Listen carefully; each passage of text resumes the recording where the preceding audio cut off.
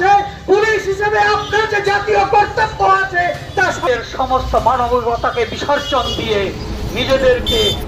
রায়গঞ্জ থানায় বিক্ষোভ কর্মসূচিতে কংগ্রেসের মূলত চাকুরিহারা শিক্ষকদের ওপর পুলিশের অত্যাচার এবং প্রদেশ কংগ্রেস সভাপতির সঙ্গে দুর্ব্যবহারের প্রতিবাদ। 13 এপ্রিল সকালে উত্তর দিনাজপুর জেলার রায়গঞ্জে উত্তাল হয়ে উঠল কংগ্রেস কর্মীদের বিক্ষোভ।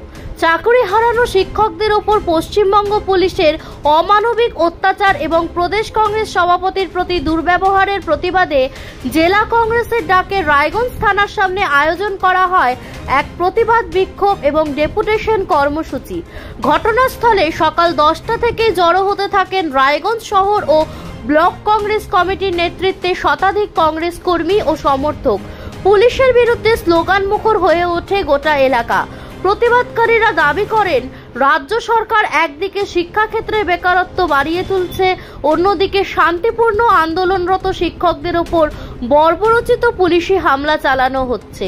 প্রদেশ কংগ্রেস সভাপতির সঙ্গে প্রশাসনিক দুর্ব্যবহারকেও গণতন্ত্রের পরিপন্থী আখ্যা দিয়ে অবিলম্বে দোষীদের শাস্তি দাবি জানানো হয় এই বিক্ষোভ কর্মসূচি থেকে এবং জেলা কংগ্রেসের পক্ষ থেকে একটি লিখিত স্মারকলিপি থানার আধিকারিকদের হাতে তুলে দেওয়া হয়।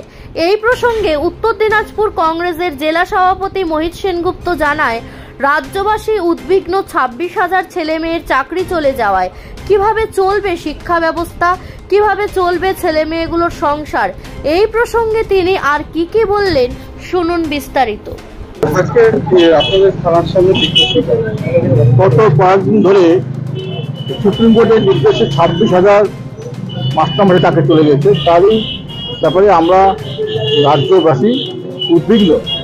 26,000 তাদের ছেলেমেয়েরা যা আসে তাদের পরিবার কীভাবে চলবে, সেই জন্য এই ছাত্ররা শিক্ষকরা আজকে অবস্থান ডিআইজি দেখা করতে গিয়েছিলেন কসবায়, যেমন আমাদের এখানেও ডিআই দেখা করতে গিয়েছিলেন। কসবায় ডিআইজি যাওয়ার পথে পুলিশের নির্মম মার অত্যাচার, লাঠি দিয়ে মার, বুটের লাঠি এবং বুট দিয়ে চাকরি হারার মাস্টারমশাই পেটে লাঠি, এইসব আমার দেখতে হয়েছে। এই যে অত্যাচার, এই অত্যাচারের বিরুদ্ধে আমাদের আজকে আন্দোলন।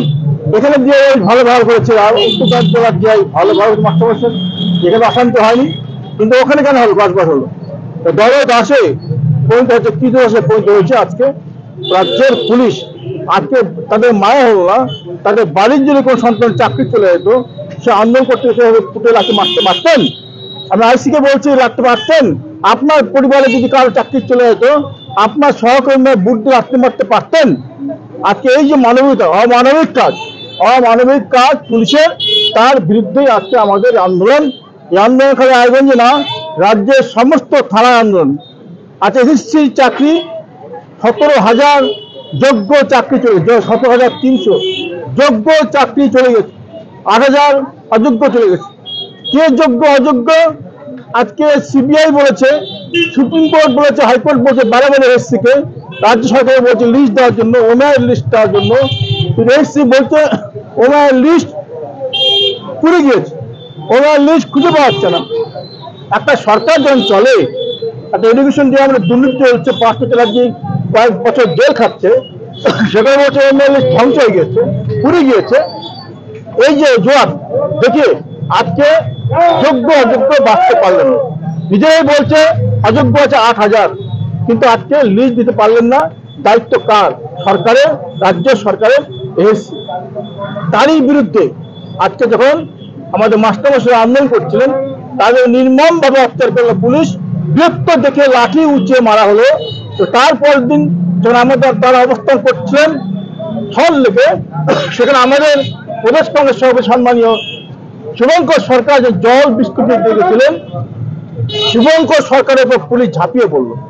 দেখো না, প্রদেশ কংগ্রেস সভাপতি আসছেন সামান্য জল দিতে, কোনো পাতা দিতে আসেনি, কোন নিশাজিন দিতে আসেনি, সামান্য জল দিতে আসছিল। সেই জল খাওয়ার সুযোগ করলো না এই পুলিশ, পশ্চিমবঙ্গের দরদাস পুলিশ, পুলিশ করলো না। আজকে শুভঙ্কর সরকারের উপর হামলা হলো, তারই বিরুদ্ধে আজকে আমরা সারা রাজ্য জুড়ে প্রদেশ কংগ্রেস থানার সামনে আন্দোলন করছি। কিন্তু তখন এই পুলিশ রায়গঞ্জে এটিএম লুট হয়, এটিএমের সামনে পুলিশকে অপেক্ষা রাখছে।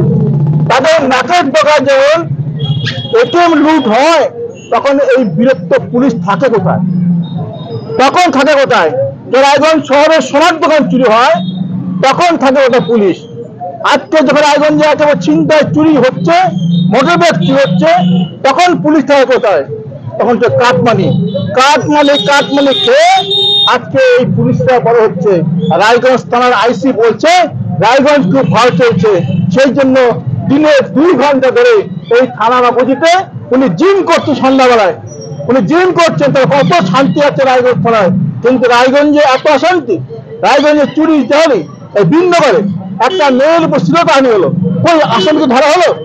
একটা কলেজের মেয়ে সন্দীপ বিশ্বাসের ওয়ার্ডে আজকে থাকে বাড়ি, কলেজ থেকে ফেরার পথে একটা যুবক সুভাষগঞ্জের বাড়ি, তার উপর অশ্লীল শ্লীলতাহানি করলো, চাপিয়ে ধরলো, ব্যাগ কলম ছিনতাই করলো, মানুষ তখন ভরে পড়লো, পালিয়ে গেল ছেলেটাকে।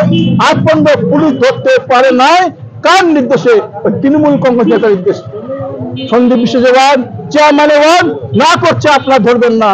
আজকে সেই রায়গঞ্জে মেয়েদের নিরাপত্তা নাই, গ্রাম এবং শহরে মেয়েদের মহিলাদের নিরাপত্তা নাই।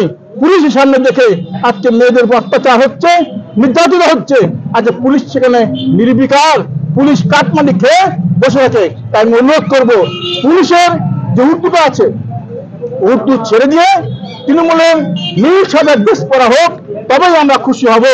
এমন দিন আসবে, আমরা যে যুক্তফ্রন্ট সরকার ছিল, আমরা আন্দোলন করতাম কংগ্রেস থেকে, আমরা পুলিশের মাথার থেকে লাল টুপি কেড়ে নিয়ে আমরা সাদা টুপি পরে দিয়েছিলাম, বলছিলাম তোমরা সিপিএম এর এবং যুক্তফ্রন্টের কৃতজ্ঞ হয়ে থাকবে, আমাদের কংগ্রেস কোনো মার খাবে। সেক্ষেত্রে আমরা কংগ্রেসীরা মাথায় আমরা সাদা টুপি পরে দিয়েছিলাম, লাল টুপি খুলে দিয়েছিলাম। আজকে তাই আমাদের এখানে সময় হয়ে আসছে, এইসব কাজ সারা বাংলা জুড়ে দেখবেন একদিন, যাতে পুলিশের মাথায় ওই টুপিটা তুলে তৃণমূলের নীল সাদা টুপি পরে দিতে হবে, তবেই আমাদের আন্দোলন সার্থক হবে। আমরা চাই এই ধরনের অন্যায় অত্যাচার আমরা কংগ্রেস কর্মীরা, যুব কর্মীরা, মহিলারা কখনোই মেনে নেব না। আগামী দিনে আমাদের বৃহত্তর আন্দোলন হবে। এরকম যা নির্যাতিত, যারা চাকরি চলে গেছে, তাদের উপর যদি অত্যাচার হয়, পুলিশ যদি অত্যাচার করে, আবারও করে, কারণ আমরা সারা বাংলা জুড়ে আন্দোলন করবো। এমন আন্দোলন করবো পুলিশ বুঝবে তেমন আন্দোলন হচ্ছে, যেমন জঙ্গিপুরে আন্দোলন হচ্ছে, পুলিশ পালিয়ে বেড়াচ্ছে। জঙ্গিপুরে আন্দোলন হচ্ছে, পুলিশ ঢুকে যাচ্ছে। জঙ্গিপুরে আন্দোলন হচ্ছে, পুলিশ পেট্রোলে লুকিয়ে যাচ্ছে। কোথায় সে বীরত্ব? কোথায় বীরত্ব পুলিশ? আজকে তা খুঁজে পাওয়া যায় না। খালি নিরীহ মাস্টারমশাই, নিরীহ ছাত্রছাত্রীর উপর আক্রমণ করতে পুলিশ ব্যস্ত।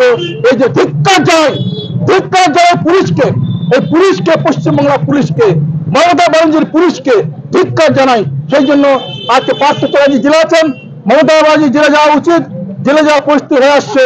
আজকে সন্দীপ ঘোষ, যিনি এনআরসির মেন নায়ক, এই মহিলাকে খুন করার ব্যাপারে চক্রান্ত করে আগস্ট মাসে খুন করেছে গতবার। আর কি করে? সেই সন্দীপ ঘোষকে আড়াল করে আজ ছাড়ার ব্যবস্থা করছে।